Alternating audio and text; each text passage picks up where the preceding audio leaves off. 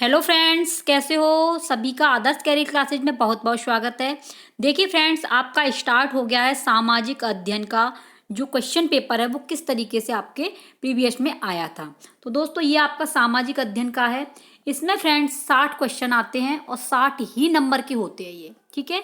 तो आप इसमें देखेंगे कि आखिरकार सामाजिक अध्ययन के जो पेपर में जो क्वेश्चन बन करके आते हैं वो किस तरीके से आते हैं। और इसके पहले के दोस्तों मैंने जो है आपके CDP, हिंदी और संस्कृत के करा दिए हैं। तो आज जो आपका पहला ही है, अगर जो भाई बहनों ने अभी तक हमारे चैनल को सब्सक्राइब नहीं किया है तो दोस्तों सब्सक्राइब कर देना, वीडियो को जितना हो शेयर कर देना, क्योंकि दोस्तों आपका जो जूनियर एग्जाम का जो पेपर आता है वो फ्रेंड्स आपका 6 to 8 तक के लिए आता है, ठीक है। तो आप इसमें देखेंगे कि आखिरकार सामाजिक अध्ययन में किस तरीके के प्रश्न आते हैं। तो ये रहा आपका सामाजिक अध्ययन वैकल्पिक प्रश्न। तो इसमें जो है 91 से स्टार्ट है। अब इसमें देखेंगे आप कि भूमि की माप के आधार पर भू राजस्व और प्रति विश्वा उपज का आकलन सबसे पहले किसके शासनकाल में किया गया था। तो आप बताइए कि किसके शासनकाल में किया गया था। अलाउद्दीन खिलजी, मोहम्मद बिन तुगलक या फिरोज शाह तुगलक या सिकंदर लोदी। तो क्वेश्चन कहाँ जाएगा दोस्तों? क्वेश्चन जाएगा आपके अलाउद्दीन खिलजी के लिए। ए ऑप्शन सही है, क्योंकि फ्रेंड्स जो है आपके अलाउद्दीन खिलजी के द्वारा सर्वप्रथम भूमि के माप के आधार पर भू राजस्व का निर्धारण किया गया था। और दोस्तों जो विश्वा है वो 1/20 बीघा के आधार पर आकलित किया गया। तो और इसके लिए दोस्तों एक मसाहत पद्धति अपनाया गया। एक जो थी अलाउद्दीन खिलजी ने एक मसाहत ये वाली पद्धति को अपनाया था, ठीक है।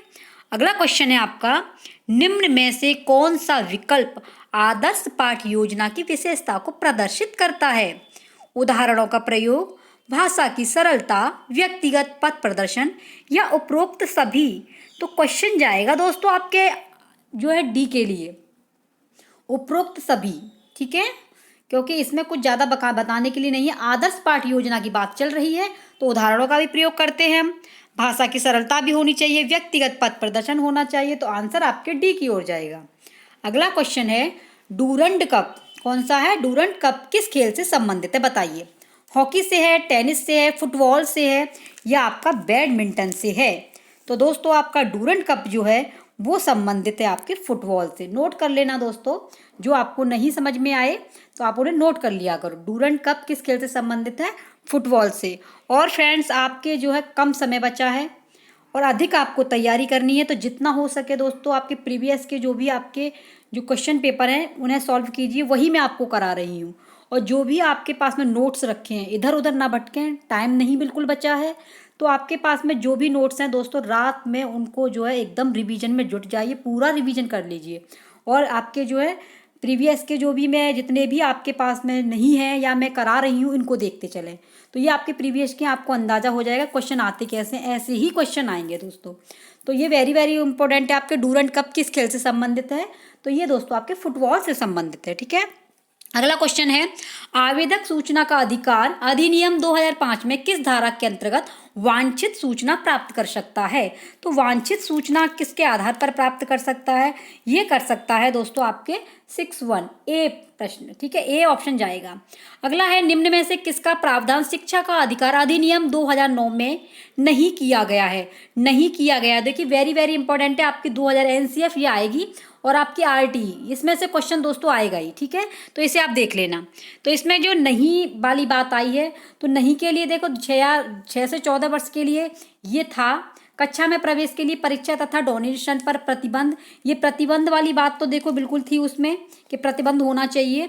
बच्चे को रोजगार की गारंटी देना, तो बच्चे को रोजगार की गारंटी देना ये इस पर हमें कंफ्यूज है। प्रारंभिक शिक्षा पूर्ण करने की स्थिति में सार्वजनिक परीक्षा लेना, तो आंसर जाएगा दोस्तों आपके सी की ओर, क्योंकि बच्चे को रोजगार की गारंटी नहीं देती है आपकी 2009, ठीक है। RTE जो है आपके बच्चे की रोजगार की गारंटी नहीं देता है। तो क्वेश्चन आपके सी की ओर जाएगा। इसमें नहीं पूछा है तो आपको नहीं ही बताना है। तो 95 का कौन सा हो गया आपका फ्रेंड्स? आपका 95 का हो गया आपका सी ऑप्शन। अगला क्वेश्चन है, संसद का सदस्य न होते हुए भी निम्न में से कौन संसद की कार्यवाही में प्रतिभाग कर सकता है? तो प्रतिभाग कौन कर सकता है? महालेखा परीक्षक, महान्यायवादी, मुख्य निर्वाचन आयुक्त या सॉलिसिटर जनरल, कौन कर सकता है बताइए फटाफट से। तो दोस्तों 96 का आंसर जाएगा आपका, किसकी ओर जाएगा बताइए? महान्यायवादी। महान्यायवादी। अब महान्यायवादी होता क्या है? तो देखिए महान्यायवादी भारत का प्रथम विधि अधिकारी होता है। ये जो है दोस्तों भारत का प्रथम अधिकारी होता है, प्रथम जो है आपका अधिकारी होता है विधि अधिकारी, और भारत के राष्ट्रपति का कानूनी सलाहकार होता है। ये जो है आपका महान्यायवादी, ये जो है राष्ट्रपति का कानूनी सलाहकार देता है, कानूनी रूप से सलाह देता है। ठीक है, अगला क्वेश्चन है, भारत के संविधान की प्रस्तावना में किस संविधान संशोधन के द्वारा समाजवादी और पंथ निरपेक्ष शब्द को सम्मिलित किया गया था बताइए? 42वां संशोधन था या 52वां था या 46वां संशोधन या आपका 43वां संशोधन था? कौन सा संशोधन था? तो ये दोस्तों आपका 42वां संशोधन था। ठीक है, ये ऑप्शन जाता है। अगला है, सर्वोच्च न्यायालय ने किस केस वाद में निर्णय देते हुए स्पष्ट किया कि संसद संविधान के मूल स्वरूप में परिवर्तन नहीं कर सकती है? तो नहीं कर सकती वाली बात है, तो ये दोस्तों आपके जो है केशवानंद क्वेश्चन जाता है, या क्वेश्चन का आंसर केशवानंद भारती केस में। ठीक है, अगला क्वेश्चन है, संविधान के किस अनुच्छेद के अंतर्गत भारत के किसी भी राज्य के राष्ट्रपति शासन लागू किया जा सकता है? तो जो शासन लागू किया जाएगा वो किया जाता है आपके अनुच्छेद 356 में। कौन से में? अनुच्छेद 356, यानी कि आपका आंसर सी है। अगला क्वेश्चन है दोस्तों आपका, भारत में उपभोक्ता संरक्षण अधिनियम पारित कब किया गया? भारत में उपभोक्ता संरक्षण बताइए, 1966 में, 1976 में या 1986 में या 1996 में? कब किया गया था? तो आंसर आपके जाएगा दोस्तों, वो जाएगा आपका सी की ओर, यानी कि 1986 में। वेरी वेरी इंपॉर्टेंट है, भारत में उपभोक्ता संरक्षण अधिनियम पारित हुआ था आपका 1986 में। और इस अधिनियम का जो स्लोगन है वो था दोस्तों, जागो ग्राहक जागो। ये जो किया गया था लागू उपभोक्ता, तो इसका जो एक स्लोगन था, तो वो स्लोगन जो था वो क्या था? जागो। ठीक है, नोट कर लेना दोस्तों, जागो ग्राहक जागो। ठीक है, जागो ग्राहक जागो, ये था इसका स्लोगन। किसका था ये? भारत उपभोक्ता का। अगला क्वेश्चन है, सामाजिक विज्ञान विषय की विषय वस्तु के शिक्षण में बालक की अवधारणात्मक समझ विकसित की जाती है, तो बालक में कौन सा परिलक्षित नहीं होगा? बात चल रही है आपकी नहीं होगा, तो ऑप्शन जाएगा दोस्तों आपके रटने की क्षमता का विकास। कभी भी जो है रटने वाली बात आ जाए तो वही आपका नहीं होगा। रटने वाली चीज पर आपका जो है ना तो एनसीएफ ध्यान देता है, रटने की मना करता है, आईटी भी आपकी रटने की, और टीचर भी बोलता है कि बच्चे को समझना चाहिए। तो ये रटने की क्षमता आपका आंसर चला जाएगा। अगला है, भारत में जल संग्रहण से संबंधित नीरू मीरू कार्यक्रम किस प्रदेश में चलाया जाता है बताइए? किस प्रदेश में चलाया गया था ये? राजस्थान में, आंध्र प्रदेश में, उत्तराखंड में या मणिपुर में? तो दोस्तों ये जो है आपका ये 102 है, इसका देखिए क्या है, आंध्र प्रदेश राज्य द्वारा 1 मई 2000 में, 1 मई 2000 में जल संग्रहण को बढ़ावा देने तथा संरक्षित करने के लिए नीरू मीरू कार्यक्रम की शुरुआत की गई थी। तो ये कहाँ पर की गई थी बताइए? आंध्र प्रदेश में की गई थी। ठीक है, ऑप्शन आपका बी सही है। अगला क्वेश्चन है, वह देश जहां पर 100% जनसंख्या नगरों में निवास करती है, तो निवास जो कहाँ करती है? तो वो निवास करती है दोस्तों आपके सिंगापुर में। ऑप्शन आपका डी जाता है, सिंगापुर में निवास करती है। अगला क्वेश्चन है, भारत में ग्रीष्मकालीन मानसूनी हवाएं किस दिशा की ओर चलती हैं? बताइए किस दिशा की ओर चलती हैं? तो ये मानसूनी जो हवाएं हैं, तो ये दोस्तों आपकी चलती हैं दक्षिण पश्चिम से उत्तर पूर्व, दक्षिण पश्चिम से उत्तर पूर्व। ऑप्शन दोस्तों ए की ओर जाता है। अगला क्वेश्चन है आपका, जब दिन और रात की अवधि बराबर होती है तो सूर्य की किरणें सीधी पड़ती हैं। तो इसमें पूछ रहा है जब दिन और रात की अवधि बराबर होती है, अवधि माने होता है समय, तो क्या होता है दोस्तों? देखिए, जब सूर्य की किरणें विषुवत रेखा पर लंबवत पड़ती हैं, यानी कि विषुवत रेखा है इस पर लंबवत पड़े, क्या पड़े? एक जो है इसकी जो विषुवत रेखा पर लंबवत पड़ती है सूर्य की किरणें, तो सूर्य का प्रकाश दोस्तों उत्तरी ध्रुव में दक्षिणी ध्रुव तक एक समान पड़ता है। परिणाम स्वरूप उत्तरी गोलार्ध तथा दक्षिणी गोलार्ध में दिन और रात बराबर होते हैं। किसमें दोस्तों? आपके जो हैं उत्तरी गोलार्ध तथा दक्षिणी गोलार्ध में दिन और रात बराबर होते हैं। यह स्थिति, इसे नोट कर लेना, 21 मार्च एवं 23 दिसंबर को उत्पन्न होती है। आ जाता है आपका कि जो है परिणाम स्वरूप उत्तरी गोलार्ध तथा दक्षिणी गोलार्ध में दिन और रात बराबर कब होते हैं, तो ये होते हैं दोस्तों आपको 21 मार्च है, ठीक है, और आपकी 23 सितंबर को ये स्थिति आपकी उत्पन्न होती है, ठीक है। तो दोस्तों आपका ऑप्शन जाएगा उत्तरी ध्रुव, उत्तरी ध्रुव में। और इसमें जब दिन और रात की अवधि बराबर कब होती है आपकी, तो आप इसे नोट कर लेना, 21 मार्च है, इसको बराबर होती है, और 23 सितंबर को ये बराबर होती है, ठीक है फ्रेंड्स। तो आपका ऑप्शन ए की ओर जाता है, उत्तरी ध्रुव पर। अगला क्वेश्चन है, सामाजिक विज्ञान के अध्यापन का उद्देश्य होना चाहिए। तो सामाजिक का जो उद्देश्य होना चाहिए वो देखिए दोस्तों, सामाजिक समरसता का विकास करना, बिल्कुल। सामाजिक व्यवस्था का नवनिर्माण करना, बिल्कुल है। सामाजिक समस्याओं का समाधान ढूंढना, तो आंसर चला जाएगा दोस्तों आपके डी की ओर, उपरोक्त सभी। अगला क्वेश्चन है, कक्षा में सामाजिक रूप से अपेक्षित बच्चों के प्रोत्साहन के लिए आप क्या करेंगे। प्रोत्साहन के लिए बताइए, सामाजिक कुरीतियों पर कटाक्ष करेंगे, क्या करेंगे आप, या अंधविश्वासों की उपेक्षा करेंगे। तो ऑप्शन किसके लिए जाएगा दोस्तों, बताइए फटाफट से। तो ऑप्शन जाएगा आपके समाज की बुराइयों को कम करने एवं अच्छाइयों को प्रोत्साहित करने को कहेंगे। ऑप्शन जाएगा आपके डी की ओर, ठीक है। अगला क्वेश्चन है, सामाजिक विज्ञान के अध्यापकों को छात्रों को देना चाहिए, सामाजिक विज्ञान के अध्यापकों को छात्रों को क्या देना चाहिए, बताइए। सामाजिक समस्याओं का ज्ञान, सामाजिक कुरीतियों के निदान का ज्ञान, नए सामाजिक संरचनात्मक परिवर्तनों का ज्ञान, संस्कारी व्यवस्था, समाज के निर्माण हेतु उपरोक्त सभी प्रकार का ज्ञान। वेरी वेरी इंपॉर्टेंट है, और यही जाएगा आंसर इसका, डी ऑप्शन बिल्कुल सही है दोस्तों। अगला क्वेश्चन है, तीन ओर से समुद्र से घिरा हुआ स्थलीय भाग कहलाता है। जो तीन ओर से समुद्र से घिर रहा है उसे हम क्या कहेंगे, बताइए। तो 109 का बताइए दोस्तों फटाफट से, क्या जाएगा आंसर जो है इसका, जो है कौन सा जाएगा, बताइए जल्दी फटाफट से। तो आंसर जाएगा दोस्तों इसका जो है सी ऑप्शन, ठीक है। कौन सा जाएगा, सी ऑप्शन जाएगा, प्रायद्वीप, ठीक है। ये वाला आपका आंसर सही है, प्रायद्वीप जो है ये इसका आंसर जाएगा। तो अभी आपकी समझ में आ गया होगा दोस्तों, ये वाला जो कराया था मैंने 107 वाला, इसमें जो था आपका डी ऑप्शन, समाज की बुराइयों को कम करने एवं अच्छाइयों को प्रोत्साहित करने को कहेंगे। 8 में का दोस्तों आपका डी ऑप्शन सही है, संस्कारी व्यवस्था को। अगला है, तीन ओर से समुद्र से घिरा हुआ है, वह आपका प्रायद्वीप है। क्या है, प्रायद्वीप, क्योंकि दोस्तों भारतीय प्रायद्वीप पूर्व, दक्षिण तथा पश्चिम से हिंद महासागर द्वारा घिरा हुआ है। ये जो किससे है, आपका दक्षिण तथा पश्चिम से हिंद महासागर से घिरा हुआ है, ठीक है, हिंद महासागर से घिरा हुआ है। अगला क्वेश्चन है आपका, अस्पृश्यता का अंत भारतीय संविधान के किस अनुच्छेद में वर्णित है, किस अनुच्छेद में वर्णित है। तो आंसर दोस्तों आपका जाएगा अनुच्छेद 17 में वर्णित है। कौन सा, अस्पृश्यता का अंत भारतीय संविधान के और अनुच्छेद 17 में वर्णित है, ठीक है। 110 का आपका बी ऑप्शन बिल्कुल सही है। अगला है, संसद में प्रश्नकाल के समय किस प्रकार के प्रश्न पूछे जाते हैं। तो किस प्रकार के प्रश्न पूछे जाते हैं, तो दोस्तों बताइए, अतारांकित प्रश्न या तारांकित प्रश्न, या ए बी दोनों, या इनमें से कोई नहीं। तो कौन से पूछे जाएंगे, तो इसमें से पूछे जाएंगे दोस्तों आपके सी, ए एवं बी दोनों पूछे जाएंगे। अब बात कर लेते हैं कि अतारांकित प्रश्न और तारांकित प्रश्न क्या होते हैं। तो दोस्तों देखिए, जो तारांकित तथा अतारांकित जो प्रश्न होते हैं, तारांकित प्रश्न जो हैं मौखिक रूप से पूछे जाते हैं। ये वाले प्रश्न जो है तारांकित, ये कैसे पूछे जाते हैं, ये मौखिक रूप से पूछे जाते हैं, मौखिक रूप से पूछे जाते हैं। अब आ जाती है आपकी अतारांकित। तो अतारांकित जो प्रश्न होते हैं, ये प्रश्न आपके लिखित रूप से पूछे जाते हैं। ये वाले प्रश्न कैसे, लिखित रूप से पूछे जाते हैं, ठीक है। दोनों में समझ में आ गया होगा। ये जो है मौखिक पूछे जाते हैं तारांकित, और अतारांकित लिखित रूप में पूछे जाते हैं, ठीक है।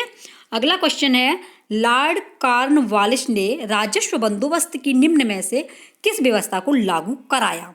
बताइए, रैयतवाड़ी को, काश्तकारी को, महलवाड़ी को, या इस्तमरारी को, कौन सी को कराया था, बताइए फटाफट से। तो दोस्तों ये जो है आपके लॉर्ड कॉर्नवालिस ने बंगाल में राजस्व व्यवस्था की स्थायी बंदोबस्त लागू किया। स्थायी कहाँ पर, बंगाल में। इन्होंने जो है आपके लॉर्ड कॉर्नवालिस ने जो है इन्होंने बंगाल में की थी, ठीक है, बंगाल में राजस्व बंदोबस्त की व्यवस्था की थी। और फ्रेंड्स, इसे जमींदारी व्यवस्था का इस्तमरारी क्या बोलते हैं, इस्तमरारी व्यवस्था भी कहते हैं। क्वेश्चन में आ जाता है कि लॉर्ड कॉर्नवालिस ने राजस्व व्यवस्था की कहाँ पर स्थायी बंदोबस्त की थी, तो वो की थी बंगाल में। इसे कहते क्या हैं, तो इसे बोलते हैं आपका इस्तमरारी। तो ऑप्शन जाएगा आपके डी की ओर। ठीक है, अगला क्वेश्चन है, जब भारत में सायं के 8:30 बज रहे हो तो इंग्लैंड में मानक समय क्या होगा। तो इंग्लैंड में जो समय मानक होगा वो दोस्तों आपको 3 बजे होंगे। ठीक है, 113 का आपका तीसरा क्वेश्चन, ए ऑप्शन सही है, यानी कि 3 बज रहे होंगे। ऑप्शन आपकी ए की ओर जाएगा 3, और कितने, शाम के 3। ठीक है, अगला क्वेश्चन है, नैनीताल झील को स्कंद पुराण में निम्न में से किस नाम से जाना जा गया है। दोस्तों जोश के साथ में एकदम आ जाए करो लाइव। जिस तरीके से हम मेहनत कर रहे हैं तो आप भी मेहनत कीजिए, और मेहनत का फल मीठा होता है। फ्रेंड्स वीडियो पूरी वॉच किया करो, क्योंकि आपको फ्री क्लास दी जा रही है। आपको फ्रेंड्स इससे ये पता पड़ जाएगा कि आखिरकार क्वेश्चन आते कैसे हैं, और इनमें से फ्रेंड्स आपके क्वेश्चन आने ही हैं। तो नैनीताल को झील स्कंद पुराण में निम्न में से किस नाम से जाना गया है, तो किस नाम से जाना गया है बताइए। ये जाना गया है आपके, देखिए 3 ऋषियों से संबंधित है ये, ऋषि अत्रि, पुलस्त एवं ऋषि पुलाव। ठीक है, तो ऑप्शन जाएगा इसका ऋषि सरोवर। तो ऋषि सरोवर में दोस्तों 3 ऋषि रहते हैं। कौन कौन से रहते हैं इसमें, अत्रि हैं एक तो आपके, ठीक है, अत्रि, तो ये किस में रहते हैं, आपके ऋषि सरोवर में ही रहते हैं। अगले हैं आपके पुलस्त, ये भी आपके ऋषि सरोवर में ही रहते हैं। और अगले हैं आपके पुलाघ, पुलाघ, ये भी आपके इसी के अंदर रहते हैं। तो ऋषि सरोवर यानी कि आपका सी ऑप्शन बिल्कुल सही है। अगला क्वेश्चन है, उत्तराखंड का वह लोकगीत जो विरह वियोग व्याकुलता से गाया जाता है, तो वह गाया जाता है दोस्तों आपको झुमेलो। कौन सा गाया जाता है, आपका झुमेलो जो गीत है ये उत्तराखंड में गाया जाता है। अगला क्वेश्चन है आपका, निम्न देशों में से कौन आसियान का सदस्य नहीं है। आसियान का, देखिए दोस्तों वर्तमान में जो आसियान है इसमें 10 देश 10 सदस्य के देश हैं। इसके अंदर जो है ये आशियाना जो है इसमें 10 सदस्य के देश रहते हैं, 10 सदस्य के देश हैं इसमें। किसमें दोस्तों, आपके आशियाना में। तो इसमें कौन कौन से हैं देखिए, एक तो इंडोनेशिया है, इसी के 10 वाले में आ जाएगा। इसमें दोस्तों एक तो आपका इंडोनेशिया जाता है, ठीक है, इंडोनेशिया इसी के अंदर आ जाता है। और दूसरा आपका थाईलैंड है इसी के अंदर, ठीक है, थाईलैंड है। और आपका मलेशिया भी इसी में आ जाता है दोस्तों, ठीक है। इस तरीके से आपके 10 आते हैं। और बात चल रही है इसमें कि आसियान का सदस्य नहीं है, तो नहीं वाली बात आती है तो ऑप्शन जाएगा दक्षिण कोरिया जो है वो आपके 10 के अंतर्गत नहीं आता है, ठीक है। आपका दक्षिण कोरिया 116 का सी ऑप्शन बिल्कुल सही है। अगला क्वेश्चन है, वर्तमान विश्व अर्थव्यवस्था में उभरता हुआ उद्योग कौन सा है। उभरता हुआ, तो उभरता हुआ है आपका सूचना प्रौद्योगिकी उद्योग, सी ऑप्शन सही है, ठीक है। अगला क्वेश्चन है आपका, स्वर्णिम चतुर्भुज परियोजना क्या है। तो देखिए दोस्तों, जो स्वर्णिम जो चतुर्भुज परियोजना है इसकी शुरुआत फ्रेंड्स आपकी 1998 से 99 तक हुई थी, की गई थी इसकी शुरुआत। इस परियोजना के तहत देश के प्रमुख 4 महानगर, तो देश के प्रमुख जो हैं दोस्तों आपके 4 महानगर हैं, ठीक है, देश के जो है 4 महानगर इसके अंतर्गत आते हैं।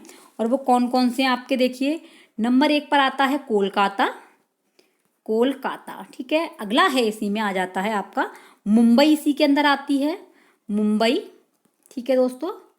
और अगला आता है आपका दिल्ली, और नेक्स्ट आपका इसमें आता है चेन्नई, चेन्नई भी इसी के अंतर्गत आता है, ठीक है फ्रेंड्स।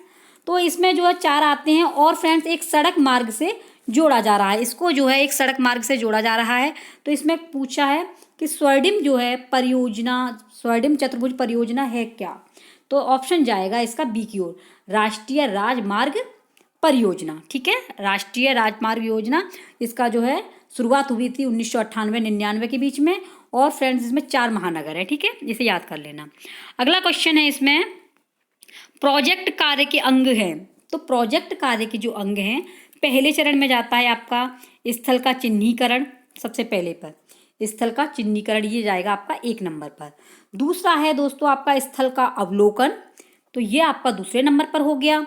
अगला क्वेश्चन है इसी में आ गया कि स्थल से संबंधित जानकारी, ये वाला जो है स्थल से संबंधित जानकारी, तो ये हो जाएगा आपका तीसरे नंबर पर। और अगला जाता है आपका रिपोर्ट लेखन।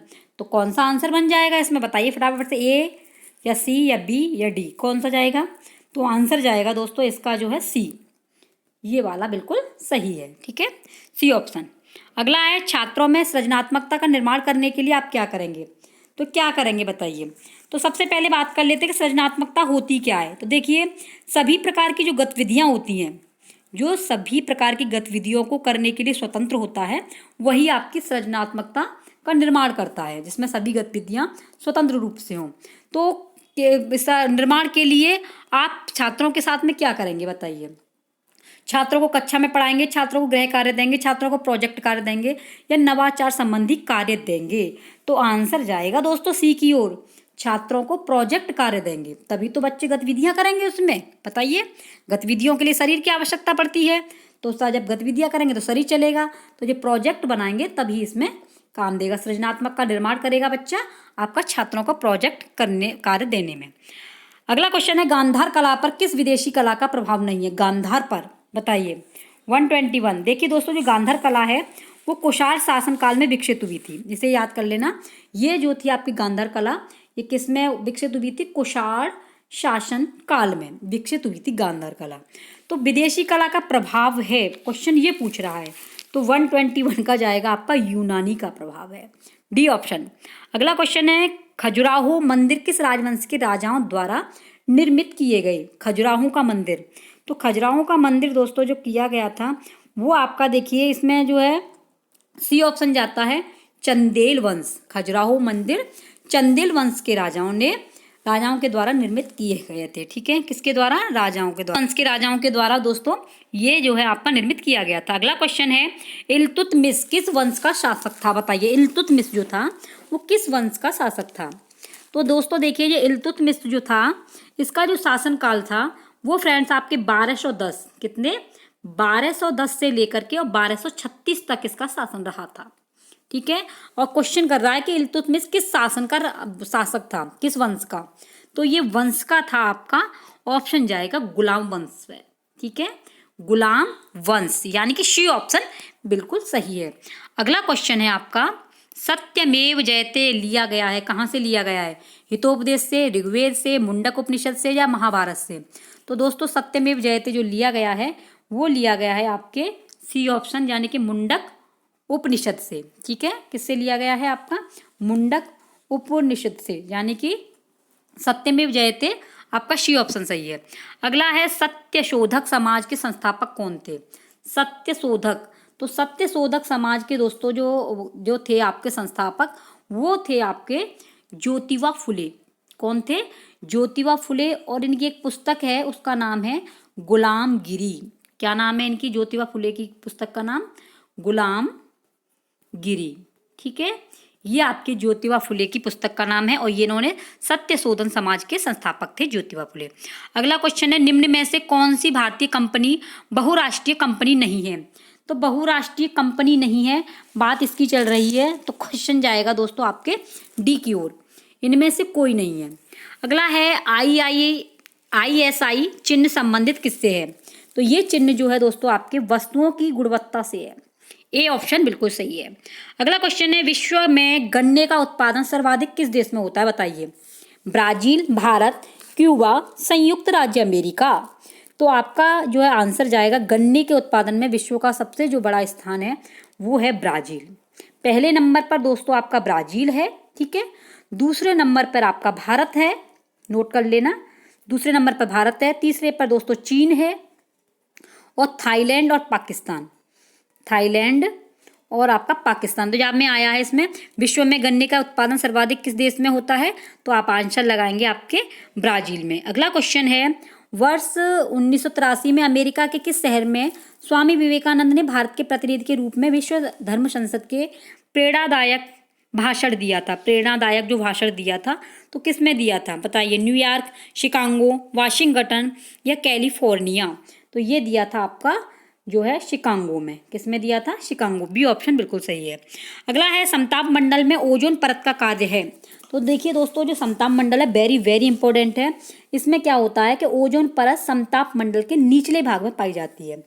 ये जो है आपकी ये वाली ये पाई जाती है निचले भाग में। ठीक है, निचले भाग में पाई जाती है। यह परत सूर्य में आने वाली परावैंगनी किरणों को पृथ्वी पर आने से रोकती है। इसलिए इसे पृथ्वी का सुरक्षा कवच भी कहते हैं। अगर क्वेश्चन आ जाता है कि सुरक्षा कवच किसे कहते हैं पृथ्वी का, तो आप आंसर लगाएंगे ओजोन परत को। पृथ्वी का सुरक्षा कवच लिख लेना इसे, पृथ्वी का, इसका नाम है पृथ्वी का सुरक्षा कवच। ठीक है, तो अब इसमें आंसर क्या पूछ रहा है आपका कि समताप मंडल में ओजोन परत का कार्य है, क्या कार्य है इसका बताइए। तो ये ऑप्शन जाएगा दोस्तों, भूतल पर आने वाली परावैंगनी विकिरण को थामना। और ऐसे भी प्रश्न आ सकता है कि भूतल पर आने वाली परावैंगनी विकिरण को कौन थामता है, तो ओजोन परत। ठीक है, समताप मंडल में ओजोन परत का कार्य है। अगला है लोथल क्या है, लोथल डॉट डॉट क्या है।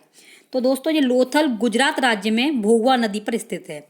ये लोथल कहाँ पर है, आपका गुजरात राज्य है। ठीक है, गुजरात में है ये। ठीक है, और भोगवा नदी पर, ये कहाँ पर है, भोगवा नदी पर स्थित है। और हड़प्पा कालीन व्यापारिक स्थल था ये दोस्तों, हड़प्पा कालीन व्यापारिक स्थल था। यहाँ से गोदीवाड़ा के साक्ष्य पाए गए हैं। कहाँ से, लोथल से क्या पाया गया है बताइए, गोदीवाड़ा के दोस्तों साक्ष्य पाए गए हैं। ठीक है, गोदीवाड़ा मतलब बंदरगाह के साक्ष्य कहाँ पाए गए, लोथल में। तो आप बताइए लोथल में क्या है, हड़प्पा सभ्यता बंदरगाह एवं व्यापारिक केंद्र, हड़प्पा की कृषि तकनीक का केंद्र, हड़प्पा सभ्यता की मूर्ति का कला का केंद्र, या सिंधु सभ्यता का शिक्षा केंद्र। तो आंसर जाएगा दोस्तों एक ही ओर, हड़प्पा सभ्यता बंदरगाह एवं व्यापारिक केंद्र। ठीक है, अगला क्वेश्चन है पंच सिद्धांतिका के रचयिता कौन है बताइए, आर्यभट्ट, अश्वघोष, ब्रह्मगुप्त, या आपकी वाराहमिहिर। तो इसका आंसर है दोस्तों आपके ये है वाराहमिहिर। और फ्रेंड्स गणित एवं ज्योतिष सिद्धांत से संबंधित हैं ये जो है वाराहमिहिर। और इन्होंने जो रचना लिखी है ये फ्रेंड्स इसमें गणित, ठीक है, और ज्योतिष ये इससे संबंधित है, और ये गुप्त काल में लिखी गई थी। अगला क्वेश्चन है निम्न में से वह कौन सा शहर है जो एशिया और यूरोप दोनों महाद्वीपों में है। तो ये बर्लिन है, रोम है, इस्तांबुल, प्राग है, कौन सा है। तो 133 का आपका सी ऑप्शन सही है, इस्तांबुल।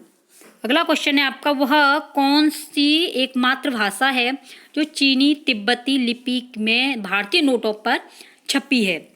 तो आपका जो है वो छपी हुई है वो फ्रेंड्स आपका ऑप्शन जाता है असमी, ए ऑप्शन बिल्कुल सही है। अगला है वाचन के समय पुस्तक की आंखों की दूरी कितनी होनी चाहिए। जो पढ़ते हैं हम तो उसमें आंखों की दूरी कितनी होनी चाहिए, 9 इंच, 10 इंच, 11 इंच, 12 इंच बताइए।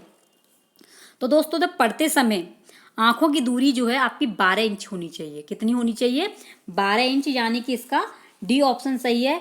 और दृष्टि की न्यूनतम दूरी आपकी अगर न्यूनतम पूछ लेता है तो 25 सेंटीमीटर होनी चाहिए। कितनी, 25 सेंटीमीटर होनी चाहिए। इसमें दूरी पूछा है, न्यूनतम नहीं पूछा है, तो इसलिए आप 12 इंच लगाएंगे, डी ऑप्शन सही है। अगला है निम्न में से कोंकणी किस प्रदेश की मुख्य भाषा है। कोंकणी, तो दोस्तों कोंकणी जो है वो आपकी गोवा की है।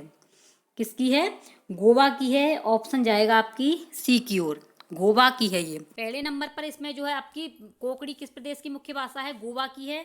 और फिर दूसरी जो है वो आपकी मुख्य भाषा है मराठी, इसी में दूसरी जाएगी मराठी। ठीक है, पहले पर है आपके गोवा यानी कि कोंकणी और दूसरे पे मराठी है। अगला क्वेश्चन है राष्ट्रीय अध्यापक शिक्षा परिषद के योजना प्रपत्र में समुदाय की अनुरूप कार्यप्रणाली का विवेचन किया गया जिसमें अध्यापक शिक्षा के सुझाव दिए गए। निम्न में से कौन सा सुझाव योजना प्रपत्र में वर्णित नहीं है। तो क्वेश्चन का आंसर बता दीजिए फटाफट से दोस्तों। आंसर जाएगा आपके डी की ओर, माध्यमिक विद्यालयों के लिए बजट तैयार करने की प्रक्रिया। ठीक है, ये वाला ऑप्शन बिल्कुल सही है। अगला क्वेश्चन है विश्व व्यापार संगठन का मुख्यालय स्थित है। बताइए हेग में है, प्राग में है, जिनेवा में है, या वियना में है। बताइए दोस्तों। ये फ्रेंड्स आपका जो है जिनेवा में है, जिनेवा। ठीक है, अगला क्वेश्चन है प्रथम वित्त आयोग ने आयकर के शुद्ध आगमन का कितने प्रतिशत संघ द्वारा राज्यों को दिए जाने की संस्तुति की है। तो कितने की है बताइए, 40%, 55%, 80% या 25%। बताइए दोस्तों फटाफट से। तो ये दोस्तों आपका आंसर जाता है आपके 55%, यानी कि ऑप्शन बी की ओर। ठीक है, ऑप्शन बी। अगला है विद्यालय में शिक्षक द्वारा सक्षम वातावरण बनाने के लिए किन बातों का पोषण करना चाहिए। सामाजिक विविधता के प्रति सम्मान, बच्चों के अधिकारों और गरिमा के प्रति सजगता का भाव, सभी धर्मों के प्रति सहिष्णुता व आदर का भाव, उपरोक्त सभी। तो दोस्तों आपका आंसर जाएगा उपरोक्त सभी, यानी कि डी ऑप्शन बिल्कुल सही है। अगला है, निम्नलिखित में से कौन सा ग्रंथ सारंग देव द्वारा रचित है? सारंग देव द्वारा रचित है और वो है आपका संगीत रत्नाकर। वेरी वेरी इंपॉर्टेंट है, सारंग देव द्वारा रचित है आपका संगीत रत्नाकर, यानी कि ए ऑप्शन बिल्कुल सही है। अगला क्वेश्चन है, भारत की मानक समय रेखा क्या है? भारत की मानक समय रेखा क्या है बताइए, कितनी जाएगी? तो दोस्तों 142 का आपका ए ऑप्शन सही है, पूर्वी देशांतर। अगला क्वेश्चन है, भारत में ब्रह्मपुत्र नाम से पुकारी जाने वाली नदी का क्या नाम है? किस नाम से पुकारी जाती है भारत में ब्रह्मपुत्र नाम की नदी? तो आपकी सिंधु, अवांग, सांगपो, तांगवो किसके नाम से पुकारी जाती है? तो ये पुकारी जाती है आपकी सांगपो के नाम से, यानी कि सी ऑप्शन सही है।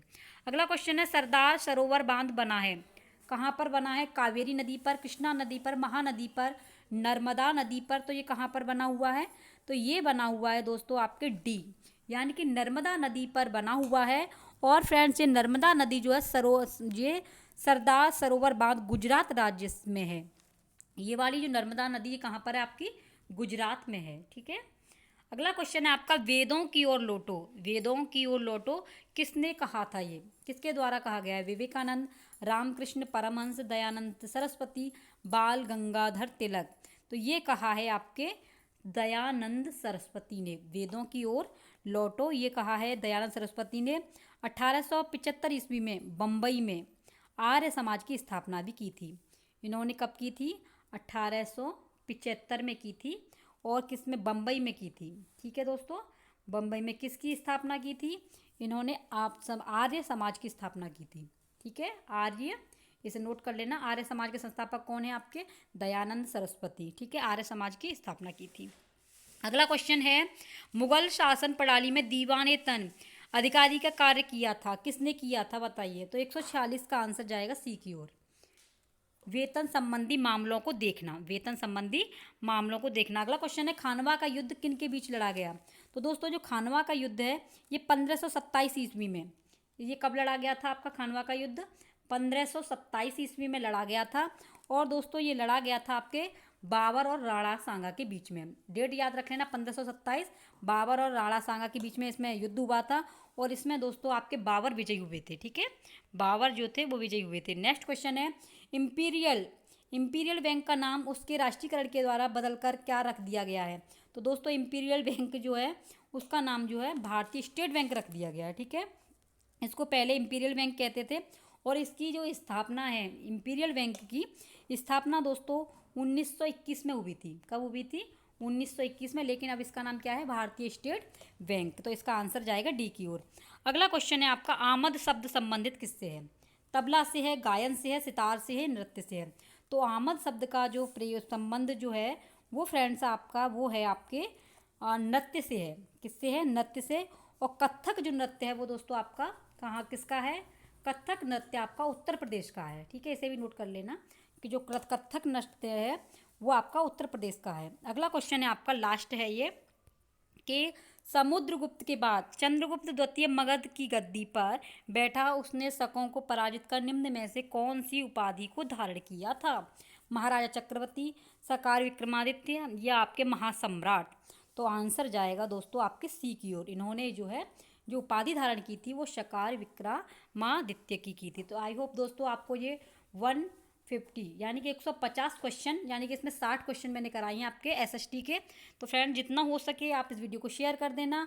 और फ्रेंड्स कल जो इसका दूसरा भाग कराऊंगी तो जितना हुआ करे आप लोग लाइव आया करो।